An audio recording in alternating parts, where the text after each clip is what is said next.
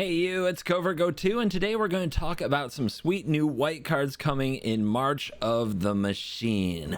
A big reveal has been made today. We're looking at a new Elish Norn. Yep, and it's just called Elish Norn. That's it.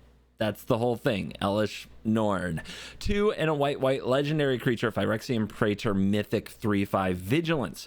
Whenever a source an opponent controls deals damage to you or a permanent you control, that source's controller loses 2 life unless they pay 1. Then there is another ability. I'm going to read this next ability for a while. It's a double face card. There is a lot of text. There are new mechanics to explain. I'm going to tell you before I even do it. This ability is cool, but it is probably not the best way to evaluate the card. You should look at it like a Planeswalker Ultimate. It won't happen much. When it does happen, it will be epic. But for the most part, the card for standard play needs to be evaluated based on what I already read. And we'll get into that evaluation in just a moment. Ready? Okay, so for 2 and a white, sacrifice 3 other creatures, exile Elish Norn, then return it to the battlefield transformed under its owner's control. Activate only as a sorcery. On the other side, you get the Argent Etchings, and this is a saga. Chapter 1 is incubate 2 5 times, then transform all incubator tokens you control. This means that you are going to make 5 artifacts. All of them are just artifacts, but if you pay 2 mana, they have the ability to transform them into a creature that gets +1/+1 counters equal to the amount of incubate that it had.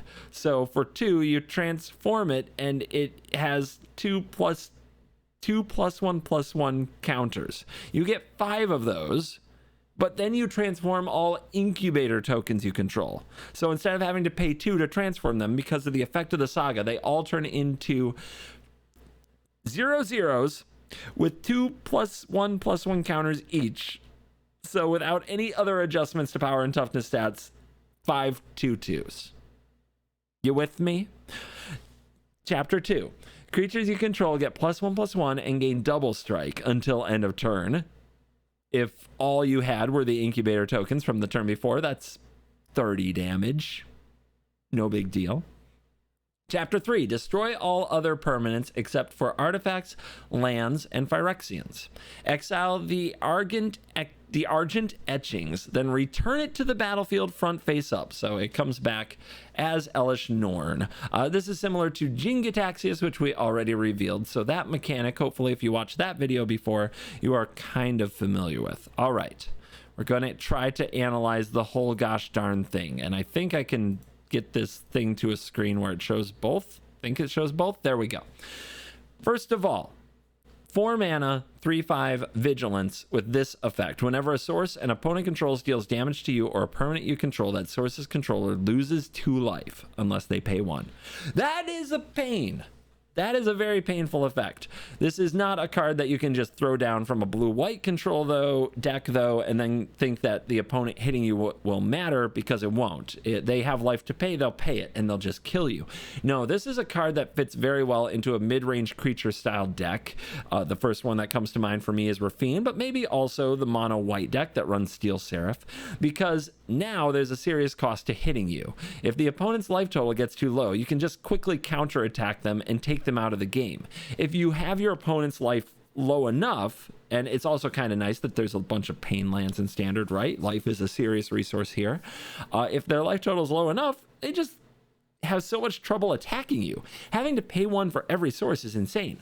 Also, consider this in older formats like Historic and Explorer against a Mayhem Devil. Yeah, that sounds really cool. That sounds really, really cool. So, yeah, this Elish Norn, even without all the extra text, which will probably mostly be useful in Commander, where I'm sure this will be a very popular Commander for a few months, all that other text aside, The 3/5 Vigilance taxing effect is very, very good, and we'll probably see play in sideboards for racing situations, aggro versus aggro. This card looks like a nightmare to play against, but we'll probably see at least some main deck play in a few spots in Standard, probably as a 1 or 2 of. I don't think it goes much higher than that due to legendary restrictions and the fact that there's already so many good 4-drops. But I do think Elesh Norn will see significant Standard play, unlike the one from the last set. Was it Mother of Machines, the Panharmonicon? That card didn't quite work in Standard because it was too slow and died to removal without gaining any value. This has an immediate effect on the game that can be very negative. Yes, the opponent might just kill it, but what if they don't? Kind of Sheldred-esque, right? And that 2 life adds up really fast. The other card that has been revealed, this one was revealed a little bit ago, but I didn't make a video yet, another white mythic, is Archangel Elspeth. 2 and a white mythic planeswalker. 4 loyalty, +1, create a 1/1 white soldier creature token with lifelink. -2, put 2 +1/+1 counters on target creature. It becomes an angel in addition to its other types and gains flying. -6, return all non-land permanent cards with mana value 3 or less from your graveyard to the battlefield. 4 mana planeswalker, makes 1/1s. Some people might not immediately be impressed, but keep in mind, if you're just plussing it for the 1/1s with lifelink, how fast this card ultimates. If you're in a standoff, a board stall, or you were aggressive enough early on, the opponent can't just simply drop everything to attack Elspeth. So if you get to ultimate this, get a -6 off in just 2 turns, that might bring a tremendous amount of creatures back. And during those 2 turns, if the opponent is swinging at you recklessly, you can easily just block, let your creatures go to the graveyard. You're going to get them back. You can also attack kind of recklessly, knowing that you're going to get them back. So I think this card's impact on the battlefield might be greater than it looks at first glance. However, I think it's even better than that. This card can just kill you. You might miss that -2 says that it gives the creature flying permanently. Now, even if it was only till end of turn, I think that this would be solid. But the fact that the -2 is basically handing out Maul of the Skyclaves to specific creatures is like, wow, that can pile up the damage really fast, and it's evasive damage. So if you just play this -2 on an Adeline, -2 again on like a, I don't know, just some creature. Do you have something on the battlefield? It could probably use like this on a Guardian of New Benalia seems really good because it can be indestructible. Yeah, bam, bam. They're not going to live very long. It's really hard to survive this kind of thing. So I think that this card is actually extremely good, and it may not see a ton of play before rotation, maybe as a 2 of. I think it's better as a 2 of than the Wandering Emperor is in aggressive decks, and we see it here and there in soldiers and mono white. I think that Archangel Elspeth, though, gets a ton of play when Thalia rotates, and decks are no longer like basically incentivized to run only creatures.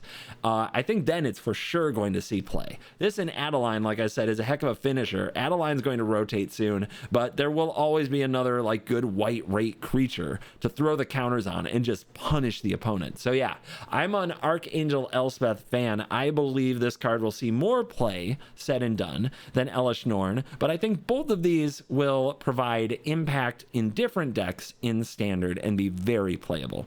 But what do you think? These card reviews, there's a lot of cards coming out all at once, and I'm excited to talk about certain cards that really jump out to me, but I want to know which cards you think I should review on this channel. So please spam some cards in the description, or what types of cards should I do? A lot of the mythics. I can't do every card, there's too many, but in about 8 to 10 minute videos every day, I want to review at least a couple cards. So let me know in comments what you think I should review. Thank you for watching. See you in the next one. You are cool.